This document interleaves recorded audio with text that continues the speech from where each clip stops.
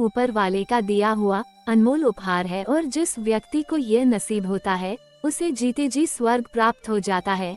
लेकिन कुछ ऐसी भी प्रेम कहानियां हैं जो एक तरफा आगे बढ़ती है, कुछ को उनकी मंजिल मिल जाती है और कुछ बदनसीबी के गलियारों में भटक जाते हैं। इसी से प्रेरित होकर भूत की प्रेम कहानी हॉरर लव स्टोरी लिखी गई है। एक बहुत ही बड़ा कॉलेज था जहां कई शहरों और गांवों के बच्चे पढ़ते थे और उन्हीं बच्चों में एक आशा नाम की लड़की भी थी जो विज्ञान की छात्रा थी। आशा बहुत ही सरल स्वभाव की लड़की थी, वो लड़कों से बात करने में कतराया करती थी। एक बार आशा की क्लास का एक ट्रिप प्लान किया जाता है जिसके लिए कुछ लड़कियों को ही चुना जाना था। एक बहुत ही पुरानी गुफा है जिसके निर्माण में नायाब कारीगरी से की गई थी और उसके विज्ञान को समझने के लिए कॉलेज की विज्ञान संस्करण से जुड़ी हुई छात्राओं को ट्रिप के लिए शामिल किया जाता है, जिसमें कुल 16 लड़कियों को जगह दी जाती है और आशा भी उन्हीं में से एक थी। ट्रिप में चयन होने से आशा को प्रोत्साहन मिलता है।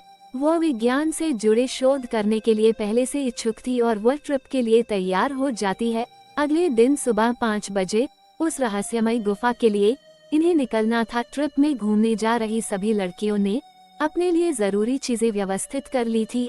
अगली सुबह होते ही सभी लड़कियां समय से कॉलेज पहुंच जाती हैं और जाने वाली बस में जाकर बैठ जाती है। कॉलेज के बाहर लड़कियों का ये पहला ट्रिप है और इसलिए सभी छात्राओं के अंदर घूमने जाने की एक अलग ही ऊर्जा है।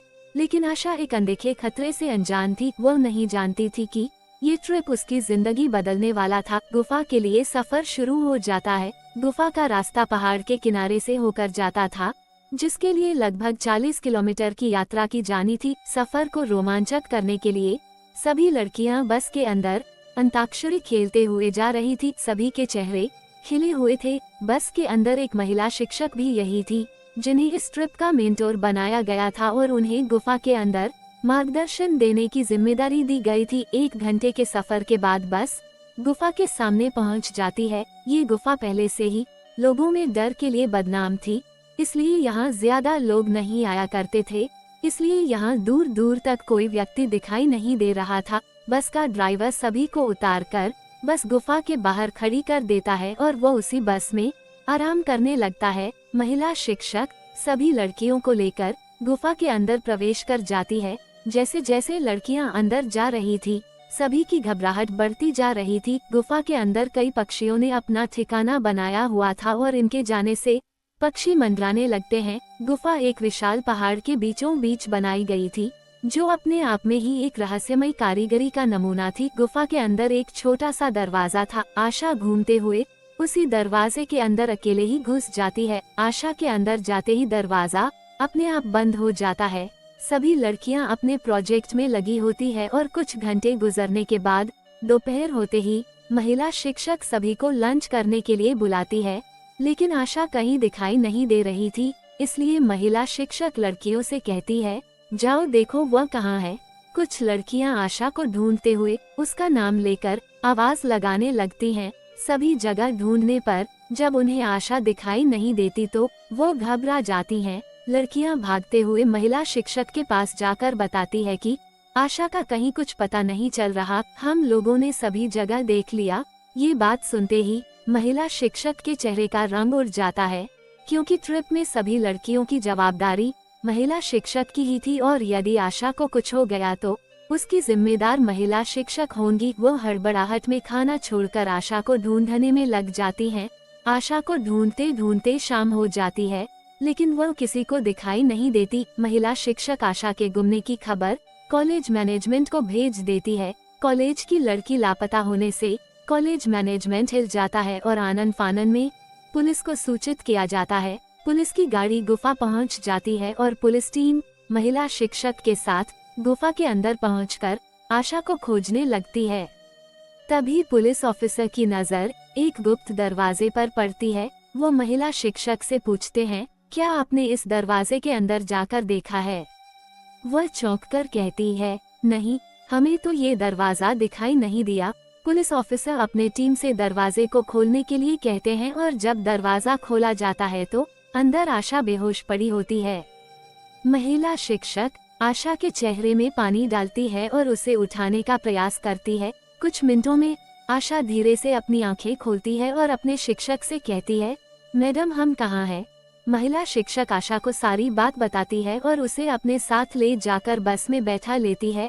आशा के गुम हो जाने से लड़कियों का कॉलेज ट्रिप फीका पड़ चुका था। क्लास की सभी लड़कियां सोच रही थी कि आखिर आशा उस कमरे में बेहोश क्यों हुई। आशा से कई बार पूछने पर भी उसे कुछ याद नहीं था और अगले ही दिन गुफा से जुड़ी जानकारियों के आधार पर कॉलेज में वैकल्पिक परीक्षा होनी थी और ये परीक्षा उत्तीर्ण करना अनिवार्य था। लेकिन आशा तो गुफा के अंदर बेहोश हो चुकी थी। उसने गुफा के बारे में कोई भी जानकारी इकट्ठी नहीं की थी। परीक्षा की खबर से आशा चिंतित हो जाती है। वो अपने किसी भी परीक्षा में असफल नहीं होना चाहती थी। आशा रात को अपनी पढ़ाई कर रही थी। अचानक उसकी नोटबुक में गुफा से जुड़ी हुई जानकारियां अपने आप लिखने लगती हैं। बिना किसी के पेन चलाए ही कागज पर सब कुछ लिखता जा रहा था। आशा ये देखकर घबरा जाती है और जब सारी जानकारी पूरी हो जाती है तो आखिरी में एक दिल के निशान के अंदर आशा के लिए प्यार के इजहार भरा संदेश दिखाई देने लगता है। आशा ये सब देखकर अपने कमरे के बाहर भागती है और अपनी सहेलियों को बुलाकर वह कागज दिखाती है। लेकिन उस कागज में आशा के अलावा किसी और को कुछ दिखाई नहीं देता। उसकी सहेलियां उसकी बात पर विश्वास नहीं करती। आशा को भूतिया एहसास होने लगा था। आशा के कमरे में भूत की दस्तक हो चुकी थी। भूत की लिखी गई जानकारी को आशा पढ़ लेती है और सुबह अपने परीक्षा में चली जाती है।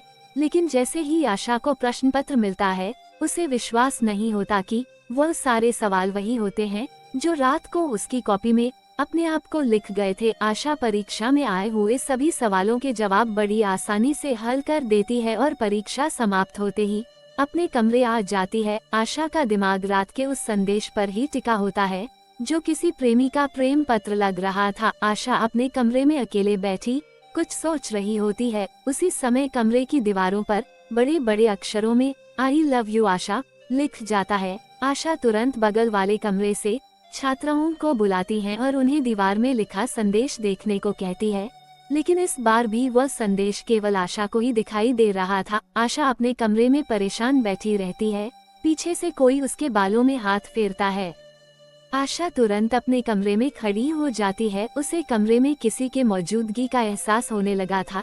लेकिन आशा इस बात से अनजान थी कि भूत की प्रेम कहानी शुरू हो चुकी थी। भूत आशा को अलग अलग तरीके से प्रपोज करने की कोशिश कर रहा था।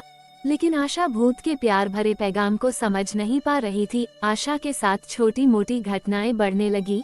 लेकिन किसी भी घटना से आशा को कोई नुकसान नहीं पहुंच रहा था। इसलिए वह इस बात से निश्चिंत थी कि उसे कोई हानि पहुंच सकती है। आशा के माता पिता उसकी शादी करने के लिए लड़का देख रहे थे और उसी के चलते एक बहुत ही अच्छे घर का रिश्ता आशा के लिए आता है। आशा भी रिश्ते से खुश होती है। आशा के माता पिता उसे एक दिन के लिए गांव आने को कहते हैं। आशा शहर के हॉस्टल में रहती थी और उसका गांव 15 किलोमीटर दूर था। सुबह होते ही आशा अपने गांव पहुंच जाती है। दोपहर के वक्त वर पक्ष के लोग आने वाले थे जिनके स्वागत के लिए व्यंजनों की साज सजावट की जाती है और कुछ ही पलों के इंतजार के बाद लड़के वालों की गाड़ी आशा के घर के दरवाजे के सामने आकर खड़ी हो जाती है। लड़का बहुत ही सुंदर दिखाई दे रहा था। आशा उसे देखते ही मोहित हो जाती है और मन में ही उसे अपना पति स्वीकार कर लेती है। आशा शादी के लिए अपना मन बना चुकी थी। अब इंतजार था तो सिर्फ लड़के की हाँ का। आशा बहुत ही सरल स्वभाव की लड़की थी, इसलिए वह लड़के को पहली नजर में ही पसंद आ जाती है और लड़का आशा से शादी के लिए हाँ कह देता है। लड़के वालों की तरफ से हाँ होते ही आशा के घर में खुशियाँ की लहर दौड़ पड़ती है। 2 माह बाद दोनों की शादी का मुहूर्त निकाला जाता है। शगुन के तौर पर लड़के वाले आशा की ओली में कुछ पैसे और उपहार डालते हैं। आशा इस रिश्ते से बहुत खुश होती है। लेकिन आशा की खुशियाँ कुछ ही क्षणों की मेहमान थी। एक फोन कॉल से आशा की दुनिया उजड़ जाती है। जैसे ही उसे पता चलता है कि जिस लड़के से रिश्ता तय हुआ था कुछ ही दूर जाने के बाद उसकी गाड़ी का एक्सीडेंट हो गया है और उस लड़के की मौत हो चुकी है। शादी होने के पहले ही आशा का दुल्हा उससे छिन गया था, क्योंकि एक ऐसी अदृश्य शैतानी ताकत है जो नहीं चाहती कि आशा किसी और के रिश्ते में बंधे। आशा के ऊपर भूत की दहशत के बादल मंडराने लगते हैं। आशा को हल्की सी सनसनाहट के साथ कुछ अजीब आवाजें सुनाई दे रही थी, जिसमें उसे दोबारा उसी गुफा में आने को कहा जाता है जहां से आशा के पीछे वो भूत पड़ा था। आशा पूरी तरह सम्मोहित होकर उसी गुफा की तरफ अकेले जाने का फैसला करती है। आशा अपने घर से कॉलेज के नाम पर निकल जाती है, लेकिन वह सीधे गुफा की तरफ जा रही बस में बैठ जाती है और 1 घंटे के सफर के बाद वो गुफा के सामने पहुंच जाती है। गुफा के अंदर प्रवेश करते ही आशा को सामने एक भूतिया प्रतिबिंब नजर आता है, जो आशा की तरफ गुलाब का फूल लेकर बढ़ रहा था। आशा अपनी जगह में मोम के पुतले की तरह खड़ी हो जाती है। आशा अपनी मानसिक चेतना खो चुकी थी और उसी समय वो भूत आशा के सामने आकर अदृश्य हो जाता है और आशा जोर जोर से हंसने लगती है और थोड़ी ही देर में उसकी आंखें बंद हो जाती हैं और जैसे ही वह आंख खोलती है वो एक अलग ही दुनिया में पहुंच जाती है। आशा एक भूत की बाहों में बाहें डालकर खूबसूरत मौसम का लुत्फ उठा रही थी। आशा को ऐसा लग रहा था कि जैसे उसे स्वर्ग मिल गया हो। आशा इस माहौल को कभी खत्म नहीं होने देना चाहती थी और देखते ही देखते आशा को इसी माहौल में रहने की आदत हो जाती है और वो हमेशा हमेशा के लिए अपनी ही दुनिया में भूत की प्रेम कहानी का सार बन जाती है। आशा को इस माहौल में रहते हुए कई साल गुजर चुके होते हैं। दरअसल उस दिन के बाद से आशा अपना मानसिक संतुलन खो चुकी थी। कई जगह उसका इलाज करवाने के बाद जब उसकी दिमागी हालत में सुधार नहीं हुआ तो उसके परिवार वालों ने उसे पागल खाने में भर्ती कर दिया था, लेकिन वह आज भी अपने प्रेमी भूत के साथ प्यार के समुंदर में गोते लगा रही है। आशा के इसी भूतिया रहस्य के साथ यह कहानी समाप्त हो जाती है।